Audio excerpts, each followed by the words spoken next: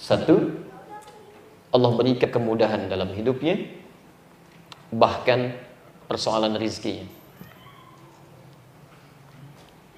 Hidupnya dijamin mudah, termasuk rizki. Kalau sudah bicara Quran, ini bicara keimanan dia. Kalau Quran sampaikan begini, yakini, lakukan.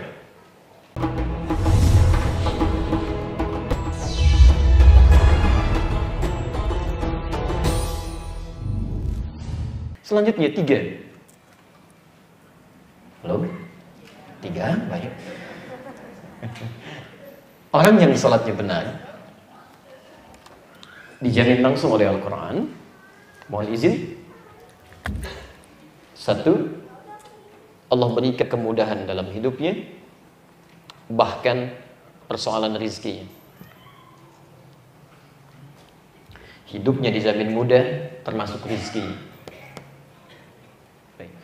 Kalau sudah bicara Quran, ini bicara keimanan dia. Kalau Quran sampaikan begini, yakini, lakukan. Ya.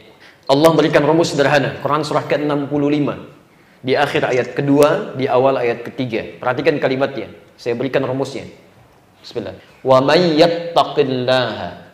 Siapa yang bisa meningkatkan takwanya kepada Allah. Lihat rumusnya.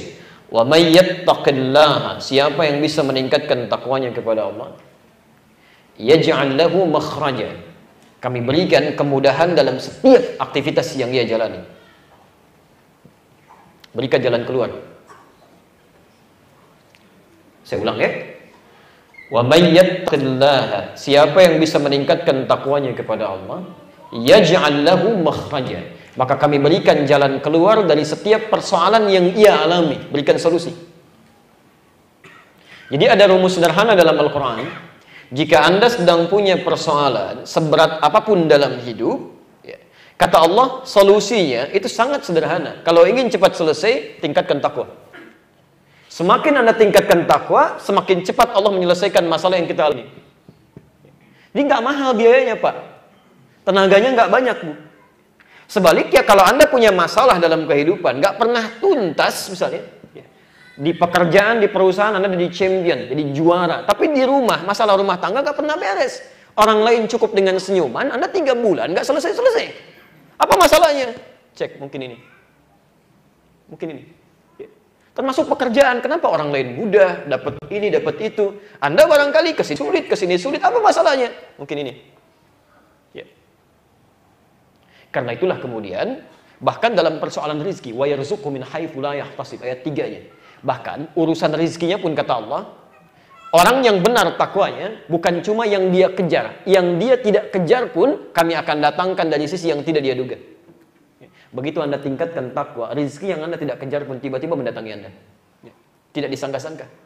Bahasa manusia kan kadang-kadang, saya nyangka loh dapat proyek ini. Ya nggak usah disangka, karena rizkinya datang dari sisi yang tidak disangka-sangka. Lalu Anda bertanya, bagaimana cara meningkatkan takwa ini ya Allah? Supaya saya mendapatkan kemudahan hidup, plus rezeki pun bisa mengalir dengan ringan. Kalimat takwa disebutkan 115 kali dalam Al-Quran. Di seluruh derivasinya. Dan kalimat takwa pertama disebutkan di Quran, surah kedua Al-Baqarah, ayat 2-3. Dzalikal kitabu la raiba fi hudan lil muttaqin. Siapa orang takwa muttaqin di sini? Ayat 3-nya. Alladzina yu'minuna bil ghaib wa yuqimunas shalah. Yaitu orang yang setelah menyatakan beriman kepada Allah yang gaib, dia sempurnakan salatnya. Yang jadi masalah, Ustaz, bagaimana kalau ada orang tiap hari salat tapi kesulitan terus mendarah dalam dirinya? Coba cek, barangkali cara menunaikan salatnya belum sempurna. Ini poinnya. 4, saya agak cepat. Orang yang salatnya benar sesuai dengan isyarat Al-Quran dan tuntunan Rasulullah SAW langsung dijamin oleh Allah dalam Al-Quran, doa-doa yang ia panjatkan itu seketika akan dikabulkan tanpa menunda sepanjang ia butuhkan. Bahkan hebatnya ya, itu kalau orang salatnya benar, Pak, Bu, tidak harus menunggu jeda, seketika selesai berdoa jawaban betul. Saya berikan yang paling dahsyat kisahnya, yang manusia sudah angkat tangan. Ini sering saya ulang kisahnya. Quran surah ketiga Ali Imran ayat 38 sampai 39. Posisi paling kanan di mushaf sebelah atas. Baik. Nabi Zakaria. Posisinya sudah jadi seorang suami, menikah, mohon maaf, dalam keadaan fisiknya sudah semakin letih, rambutnya sudah memutih, sudah sepuh. Bahkan istrinya, maaf ibu, divonis secara medis menopause dan mandul. Mungkin tidak secara klinis masih memiliki keturunan. Tidak ya. Dan beliau sudah ikhtiar. Tapi apa yang terjadi? Mohon garis bawahi rumus ini, dan ini jadi pegangan kita. Ini jadi pegangan kita dalam hidup. Garis bawahi ayat 38-nya. Hunalika da'a Zakaria rabbah. Kemudian di mihrabnya itulah Nabi Zakaria bermohon kepada Allah Tuhannya. Qala rabbi habli min ladunka dzurriyyatan thayyibah. Ya Allah, hamba sudah berikhtiar kemana-mana untuk mendapatkan keturunan. Mereka katakan tidak mungkin. Hamba mohonkan kepadamu saja yang tidak punya batas dalam pengabulan doanya. Engkau pasti mendengar doa hamba. Tolong garis bawahi ya. Ini adab dalam ayat 38 ini memberikan kesan kepada kita. Kalau bapak ibu punya persoalan dalam kehidupan, kemudian semua orang sudah mulai mengangkat tangan. Ini nggak mungkin bu. Bisa pak, mustahil ini. Maka kalau sudah menemukan kalimat seperti ini, itu isyarat pertama dari Allah untuk meninggalkan semua harapan dari manusia, segera minta kepada Allah. Tinggalkan manusia, mohon kepada Allah. Ini sudah isyarat pertama bahwa Allah ingin langsung mengabulkan tanpa campur tangan manusia. Ada penyakit orang mengatakan, gak mungkin pak, ini gak ada obatnya, mustahil. Itu sudah isyarat pertama. Bulan lalu saya ceritakan di tempat ini. Masya Allah. Ada seorang dokter ketika kami dirawat mengatakan, wah ini mustahil pak, udah bisa sembuh ini. Ya paling bapak harus tunggu dulu 3-4 hari ke depan. Ketika kalimat itu sudah mulai muncul, sudah selesai. Malamnya kita tayammum, bermohon kepada Allah, minta. Besoknya jam 7 sudah visit, biasanya jam 10:04. Sudah mengatakan, sudah lain, assalamualaikum. Masya Allah. Padahal visit pertama manggil ade, kedua manggil mas, ketiga manggil bapak. Yang keempat, assalamualaikum, jam 7. Masya Allah. Ustaz, kayaknya banyak doanya, manggil Ustaz. Rupanya nyari-nyari, Pak kok bisa? Itu bisa merubah gitu keadaannya. Tiba-tiba bisa naik, trombosit naik, semuanya naik gitu kan. Dan seketika bisa pulang pada hari itu juga. Jadi kalau seseorang sudah mengatakan mustahil ini, mustahil itu tanda pertama. Mohon kepada Allah Subhanahu Wa Taala. Ini sudah rumus Al-Quran. Maka Nabi Zakaria kemudian memohon kepada Allah. Yang penting ada catat, permohonan pertama ketika memohon itu ternyata dilakukan dalam sholatnya. Beliau tunaikan sholat. Ya, tolong catat kalimat ini ya. Ini bahasa Al-Quran. Saya terambil dari nilai Al-Quran. Sholat itu tidak hanya diwajibkan bagi umatnya Nabi Muhammad SAW dan Rasulnya, tapi umat sebelumnya pun sudah sholat. Jadi sholat itu sudah ada, bukan hanya kita saja. Sholat sudah ada di umat-umat sebelumnya. Cuma caranya berbeda, kita lebih sempurna. Ya, sampai dengan sujud dan selesai sampai salam. Ya. Misal, Nabi Zakaria sholat, Quran surah 3 ayat 38 sampai 39 ini. Nabi Isa sholat, Quran surah 19 dari ayat 31 sampai 33-nya. Nabi Ismail bahkan sholat. Nabi Ismail sholat, Quran surah 19 ayat 54 sampai 55-nya. Bahkan 55-nya meminta keluarganya untuk sholat. Ya, sholat, jadi sholat sudah ada. Nabi Nuh sholat, kan? Nabi Musa sholat, Quran surah kedua ayat 43. Nabi Isa sholat, ya. Nabi Zakaria sholat, Nabi Ismail sholat, semua sholat.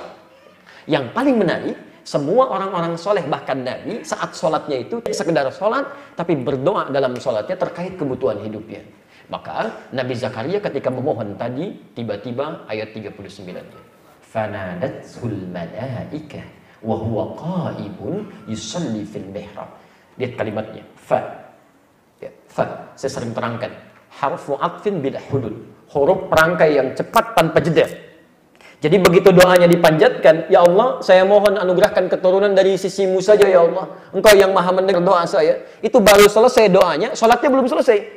Tiba-tiba langsung turun malaikat menyampaikan, Annallaha yubashshiruka biyahya. Allah kasih kabar gembira, doa Anda dikabulkan, Anda akan punya anak, bahkan namanya langsung dari Allah, Yahya.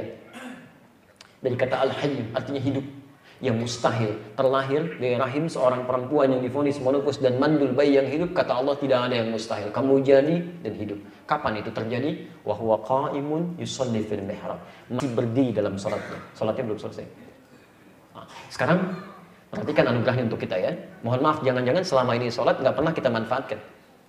Tadi Nabi siapa yang minta kepada Allah? Zakaria. Sebelum sholat minta tidak? Baik. Saat sholat minta? Dikabulkan? Nabi Zakaria sholat dulu, minta dikabulkan. Umatnya Nabi Muhammad SAW sebelum sholat bahkan ditunggu oleh Allah mau minta apa? Sebelum sholat. Karena keutamaan Nabi dan umatnya. Ya. Jadi Nabi Muhammad itu sangat istimewa dan umatnya pun istimewa.